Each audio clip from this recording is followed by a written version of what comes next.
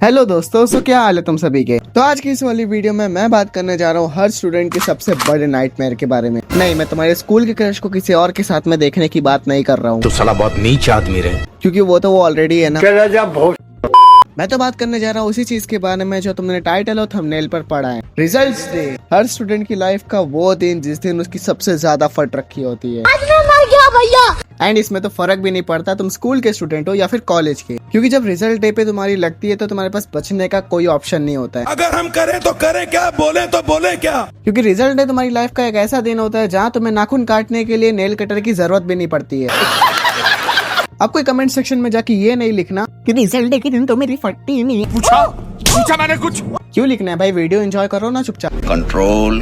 अब देखो, result day की सुबह छोड़ो, रिजल्ट के पहले की जो रात होती है ना भाई, वो रात नींद ही नहीं आती है।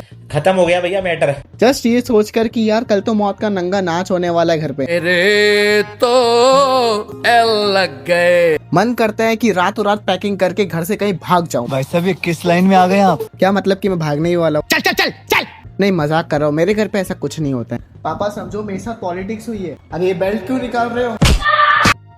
अब देखो, हर स्कूल में ना पीटीएम के लिए एक अलग से दिन रखा जाता है जिसमें किसी के पेरेंट्स जाते हैं, किसी के पेरेंट्स नहीं जाते हैं। मेरे पेरेंट्स नहीं जाते थे, लेकिन मेरे स्कूल वालों में ना खुजली कम नहीं है। एक नंबर कम। वो लोग पीटीएम अलग से तो रखते ही थे, लेकिन साथ में रिजल्ट वाले दिन भी पीटीएम रखते थे। खराब है क्या? और पहले रिजल्ट दिखाया जाता था, उसके बाद पीटीएम होती थी। भरे समाज में बेइज्जती बोले ना, वो चीज होती थी हमारे स्कूल में। शर्म करो, भगवान से डरो। ओ अच्छा, मतलब कि हम लोगों का पहले रिजल्ट दिखाया जाएगा, उसके बाद पीटीएम चालू होगी। जी बिल्कुल। पागल हो गए हो क्या बहुत? रिजल्ट वाले दिन स्कूल पहुंचने से पहले घर के बाहर ही यमराज खड़े हुए मिल जाते हैं, और वो बेचारे तो ऑफर दे रहे होते हैं कि कहाँ स्कूल जाने तक की मेहनत कर रहे हो, यहीं से चल लो, क्योंकि स्कूल से तो तुम्हारे वैसे काफी लोगों को उठाना है। और फिर मैं उनके साथ में चला भी जाता हूँ। वैसे अगर देखा जाए तो हेल की परियां काफी ज्यादा खूबसूरत है। हरामी हो बेटा। अबे जोक था ये। अबे साले। अब यहाँ पर मैंने ये बात क्यों बोला वो तुम्हें आगे समझ में आ जाएगा। नहीं, मैं ये नहीं बोल रहा कि यमराज तुम्हें भी लेने आ जाएंगे। वीडियो देखो समझ जाओगे।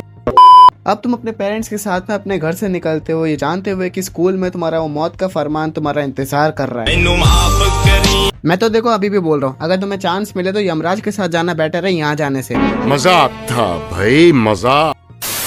अबे सीरियसली मत ले लेना। अब मैं बोलता हूँ तेरे को, मिल मेरे को कई बार। खैर, अब तुम जैसे तैसे करके अपने स्कूल पहुंच जाते हो, और फिर टीचर रिजल्ट्स बांट देती है, और जब तुम्हारे पेरेंट्स तुम्हारे रिजल्ट देखते हो तुम्हारी तरफ देख के बोलते हैं, अब अगर तेरी मौत भी चाहे तो भी तेरी मौत टल नहीं सकती। नहीं देखो, एक्चुअली में ऐसा कुछ नहीं होता है, ठीक है। कभी कभार डांट पड़ जाती है, लेकिन आई डोंट थिंक सो मुझे कभी मार पड़ी है। I mean, जितना मुझे याद है।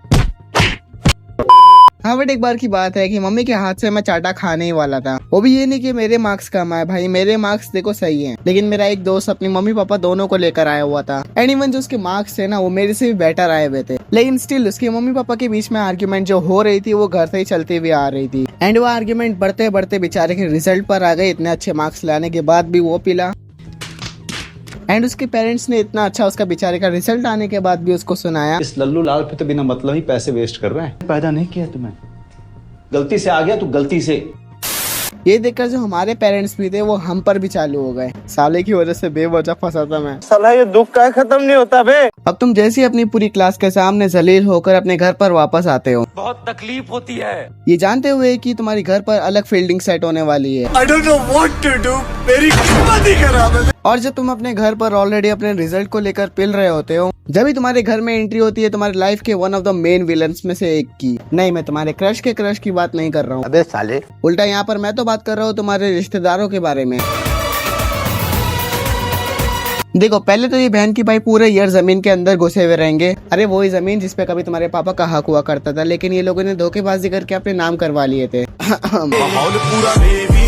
खैर, जैसे इन लोगों को पता चल जाता है कि कल बच्चों का रिजल्ट होने वाला है, ये सुअर लोग उस टाइम पर जिंदगी के अंडरटेकर बन जाते हैं। अब वही कि अपनी कब्र तोड़ के जमीन से बाहर निकलना। अजीब जानवर है। और ये बचपन में अफवाह कौन फैलाता था कि भाई अंडरटेकर जमीन फाड़ के बाहर निकलता है, या फिर ये स्पेशल इफेक्ट्स वाला बड़ो 5-6 बार मर के जिंदा हुआ है। कुछ पेशेंट लूज है क्या? कहीं ये पूनम पांडे इसी की स्टूडेंट तो नहीं है? हाँ, तो तुम्हारे रिश्तेदार अंडरटेकर से कम थोड़ी हैं। पूरे साल कब्र में और रिजल्ट के दिन खबर में। जब भी भुवन भैया की वीडियोस को देखते हुए लिखो तो ऐसी लाइन सी आती है, क्या मायला। अब ये रिश्तेदार तुम्हारे घर पे आके तुम्हारा हाल चाल छोड़ो, सबसे पहले तुम्हारा रिजल्ट पूछते हैं। कि बेटा तुम्हारा रिजल्ट क्या है। अब तुम लोग यहाँ पर आशीष भैया के जैसा ये लाइन तो बोल नहीं सकते हो, अंकल मुंह में लेंगे। ऑल्दो अगर तुमने अपना रिजल्ट बताने में यहाँ पे जरा भी देरी कर दी तो बिना ही तुम्हारा रिजल्ट जाने और ना ही तुम्हारी बात सुने तुम्हारे साथ में एक कंपैरिजन वाला गेम चालू कर देंगे कि कोई बात नहीं, अगर तुम्हारे कम मार्क्स आए तो बस तुम बाप नहीं बन सकते। एक सेकंड, क्या? अरे स्क्रिप्ट किसने चेंज करी? तो देखो इनका सीधा ब्लेम होता है कि फेल हो गए हो क्या। अबे ओ भाई 80% आए हैं मेरे। झूठ बोलो। 80% आर्ट्स में लेके आना कोई बड़ी बात नहीं होती। अबे ओ साइंस का स्टूडेंट हूँ मैं। यार का नेम चले बेबी। तो अब तुम लोगों को लग रहा होगा कि मेरा ये रिश्तेदार साइंस में मेरे 80% आए, ये सुनने के बाद खुद का जेंडर चेंज करवाने चला गया होगा, लेकिन नहीं, बड़ी अफसोस से कहना पड़ रहा है ऐसा नहीं हुआ। लेकिन एक सेकंड क्या लिख के रखा हूँ मैंने ये? छोड़ो ये, खैर उस बंदे का रिप्लाई था कि और कितने फर्रे चलाए थे जो इतने मार्क्स आ गए। उठा के पट दूंगा, चीर दूंगा, फाड़ दूंगा साले। कसम से उस टाइम पे मन में तो आया था कि प्रॉपर्टी का एक हिस्सा कम कर दूं, मगर इसकी किस्मत अच्छी थी क्योंकि इसने बोल दिया उसी टाइम पे उस बात के बाद कि ये तो मजाक कर रहा था। वही तो मैं भी सोचूं कि इसे पता कैसे चला। ना चलो एक्चुअली मैं बताता हूँ वहाँ पे हुआ क्या था। ये बंदे ने मेरे से मेरा रिजल्ट पूछा जो कि मैंने बताया कि 80% आए हुए हैं। बार झूठ बोलो।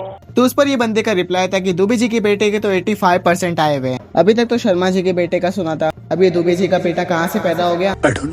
खैर मेरा तो बस इतना ही रिप्लाई था कि अंकल मेरा एंड दुबे जी के बेटे का रिजल्ट छोड़ो और अपने बेटे की पढ़ाई पे ध्यान दो। मैंने सुना कि उसके तो 2 बैक लग चुकी है।